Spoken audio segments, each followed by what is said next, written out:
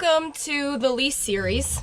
I have been working on this behind the scenes all summer, and I am now able to bring it to you guys now that I have the footage and kind of everything lined up as far as what I want to talk about. And basically I'm partnering with Onyx to show you guys kind of the step-by-step process of how I am attacking the lease to hunt this year. This lease is one that I have had 3 years now, and so I'm gonna kind of discuss that as I go through different topics. Every video is gonna be a different topic. So today what I'm gonna do is go through trail cameras.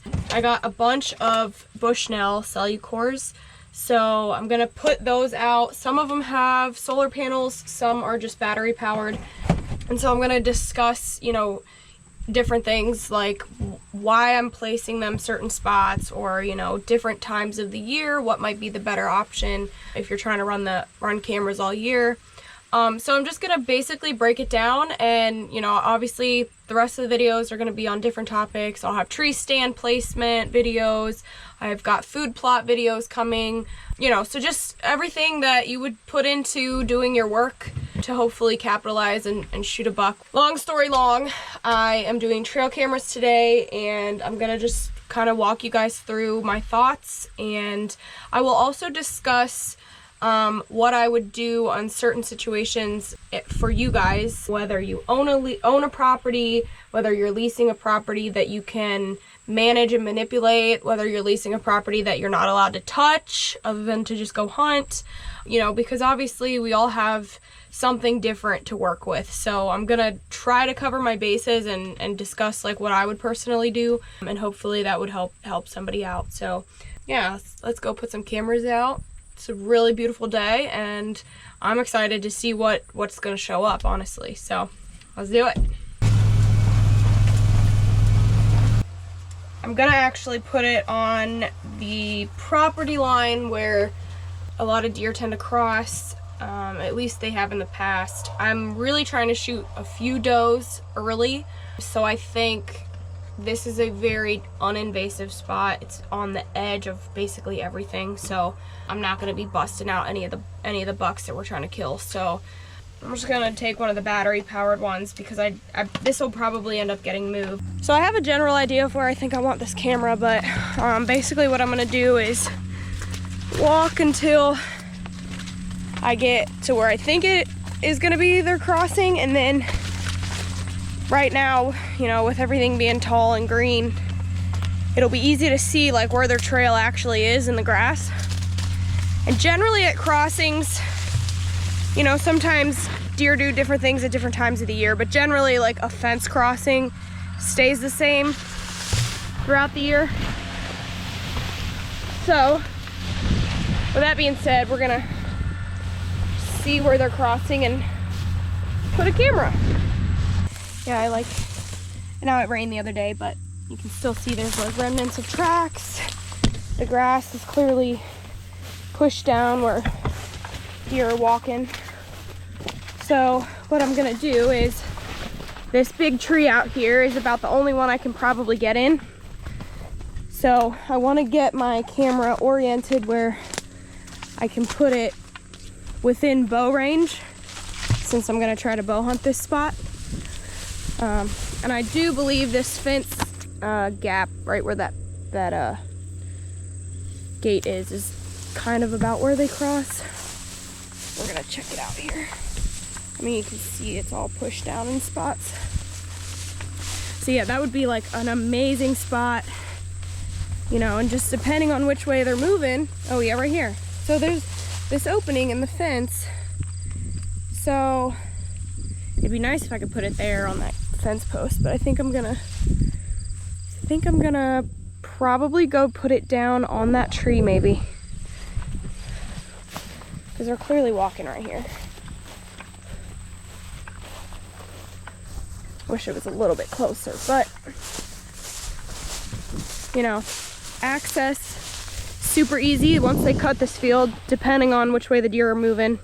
I can come in from there and either have my wind blowing this way or way out that way, whatever makes more sense, which I'll determine that once I get cameras up. and see kind of where they're going. But like, look, you can see these are trails. And I'll be completely honest with you, I think it's really important to pay attention to which way the grass is laying. Granted, you're gonna do what they wanna do, but I look at this and I say, okay, most of the grass is laid down this way. So there are obviously factors like environment, wind, stuff like that that can manipulate vegetation. But if there's pretty predominant trails like these, in my opinion, most of the deer are coming from that way going this way.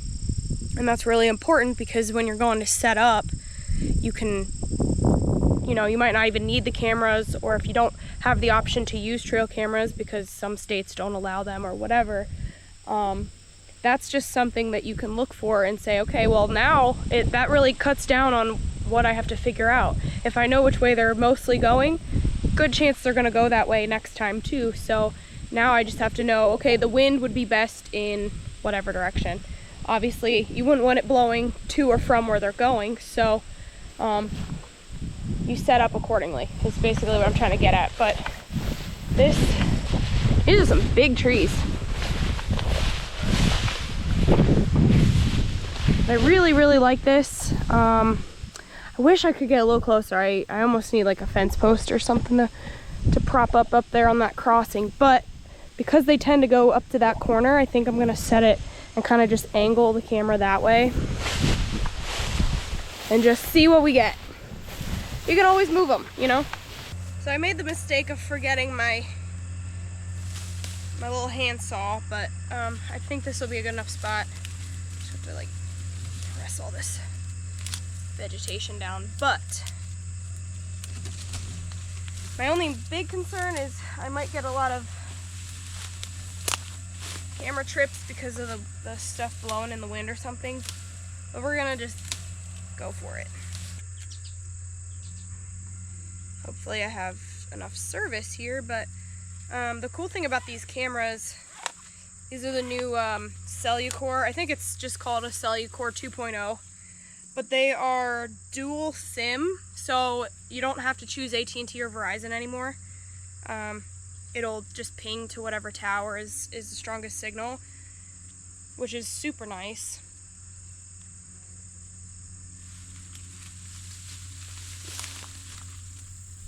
Gonna do my best with this because it's not the biggest tree in the world. Name your camera, KMO. I write the number that I just want the camera to be on the inside. That way I can, if I'm marking a pin of a trail camera, I literally will put the camera name. So that way at the end of the season, when you go to collect them all, you don't forget them. And you don't, if you're like, oh, I'm missing number 7, then you at least know, okay, where did I put number 7? So this one's 8, KMO 8. Register. Now it'll work. Activate.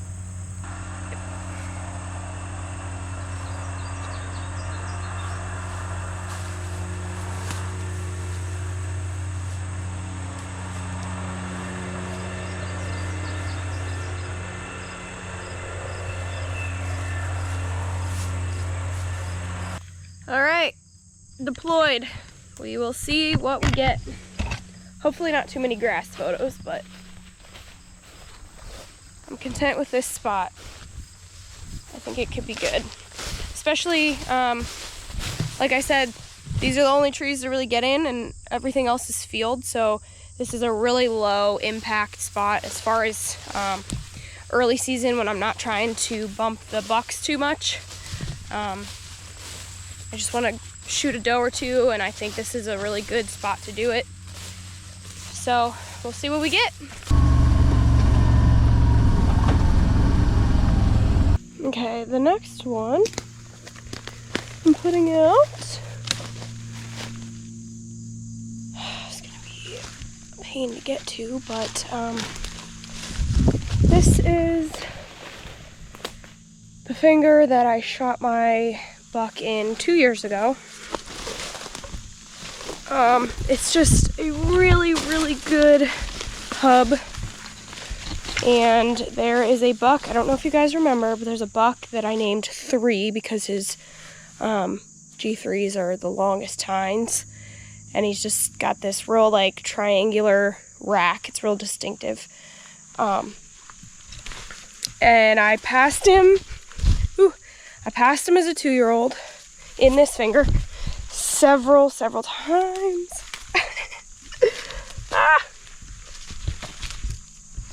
Okay. Anyway, I passed him like so many times that season. And then last year, didn't really hunt this spot very often. So I didn't see him much. We saw him on camera, but this year he's 4, so he's gonna be tough to pass, but I think I should pass him still.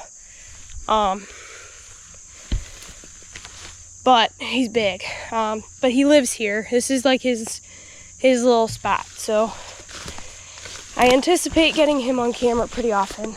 But this is just such a really good spot. There's always a bunch of bucks in here year round. There's no like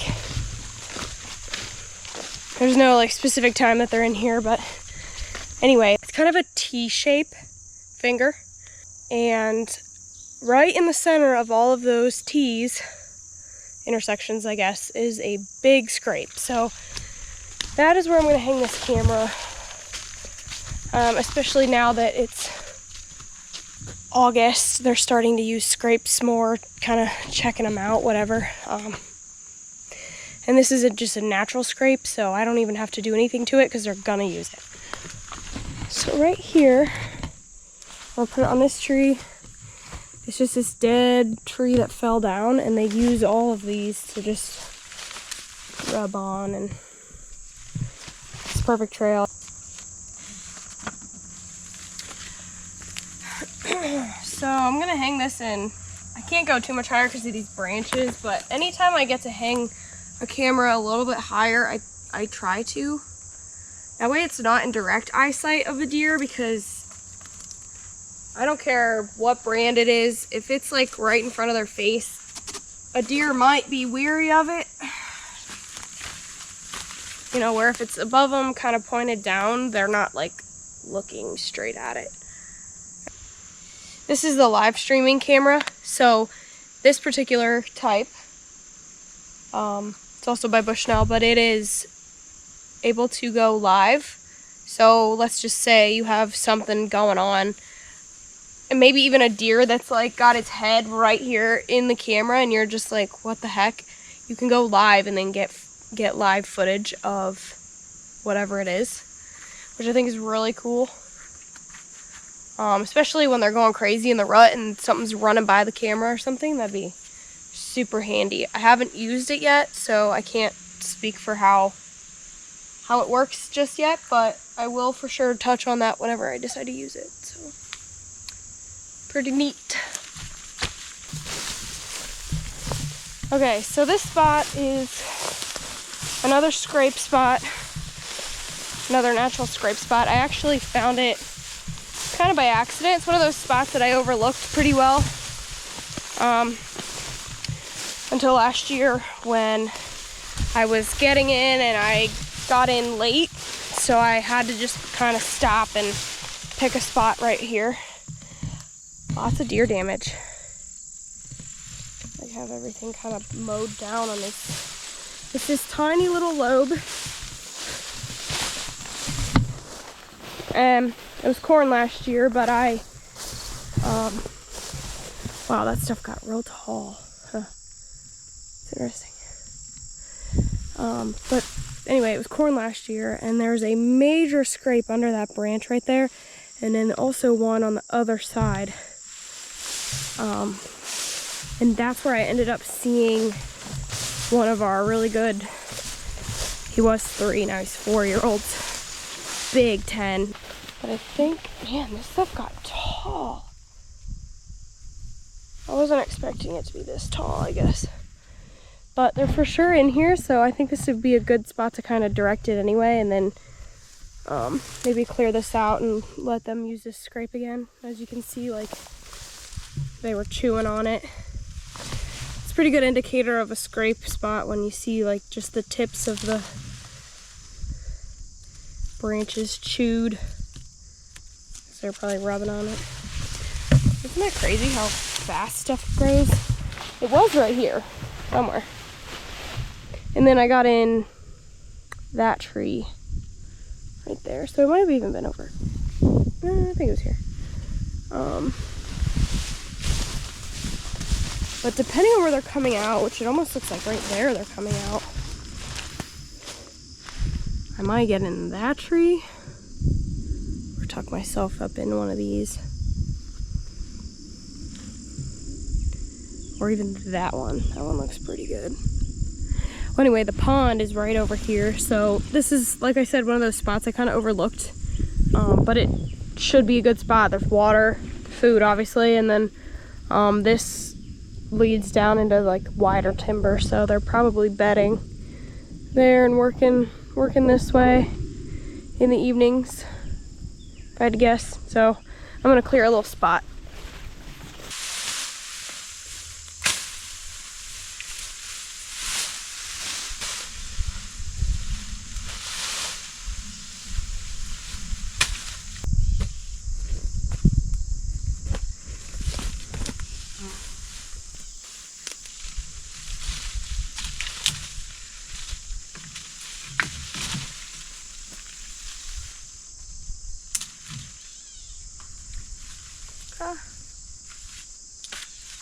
Pretty content with that. I mean, it's already a scrape, just have to enhance it.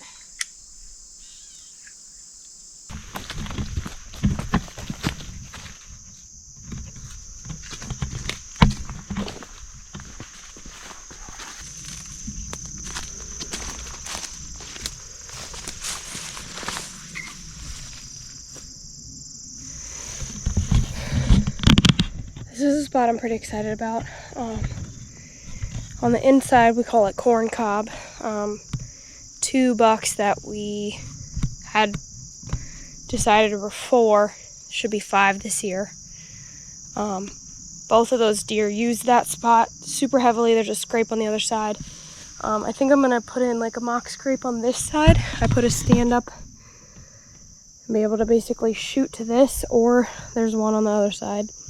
Real major trail, as you guys saw, that I just walked in on. So I think this could be a good spot. I'm gonna put the camera probably right there.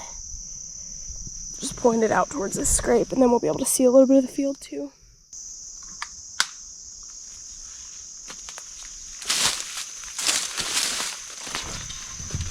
One thing I want to note too is, for the most part, there's a few exceptions, but for the most part, I think it's a good idea to hang your cameras within bow shot of your stands. Like I said earlier, there's a few crossing cameras and stuff that I have out that it's more just out of curiosity. But that being said, ones that are over scrapes especially, or you know, major crossing, like major trails, definitely I would recommend having your stand not far, because that way with a cell cam, whenever you see that a deer is using an area, it's good to pay attention to what they're doing, you know, where they're coming from, what time they're coming from. And I even go as far as to check the weather if I'm watching a certain buck and I'm like, okay, what's he doing when it's a south wind and 60 degrees versus a north wind and 30 degrees, you know? He might be hitting different spots depending on the wind and all that. So it's good to just like have them close to your stand. That way you can really pay attention to what's going on and be able to slip in whenever it makes the most sense. I like this spot a lot. I'm really, really looking forward to it. It's gonna be one of those that's like a good chance of shooting something. So I'm gonna make it as good as I can. Okay, I'm wore out. As you can see, it's close to sun's, well, it's 7:30, but I got 10 cameras out now. So that'll be a good start. And basically my strategy for right now, which is August, is to just put them in spots that have current action and or on scrapes, because you want those major highways, major trails leading to food, if you plan on hunting early, you know, opening week basically, because that's where they're most likely gonna be. You know, you can kind of capitalize on those first few sits. I still recommend putting them near a tree stand or somewhere that you plan on sitting. That way you're not super invasive. You're just gonna go in and check when it makes sense, you know, when you plan on going in and sitting. Or, you know, if you're like, man, I think that's a good spot for a north wind or whatever, then go in and sit it and check the camera when you go in, and that'll tell you, you know. And if you get in there and you're like, okay, this actually isn't good for a north wind, you know, he's coming from the south, then you can adjust. And there's a few that I put out that I'm for sure gonna move. They're more so I'm just curious, which is okay too. Like if you don't know what to do or where to even start, just hang a camera. For sure look for sign, but if you just don't know, or maybe, you know, your property's not very big and you're pretty limited on where you can go, water crossings are really awesome. You know, just anywhere that you have any food, that kind of stuff is just always a good starting point, and then adjust as the season progresses. You know, once they start rutting and, you know, they're cruising around or whatever, you know, scrapes are for sure good. If you don't have a lot of scrapes and you might want to put more cameras out or whatever, then you just look for those major trails.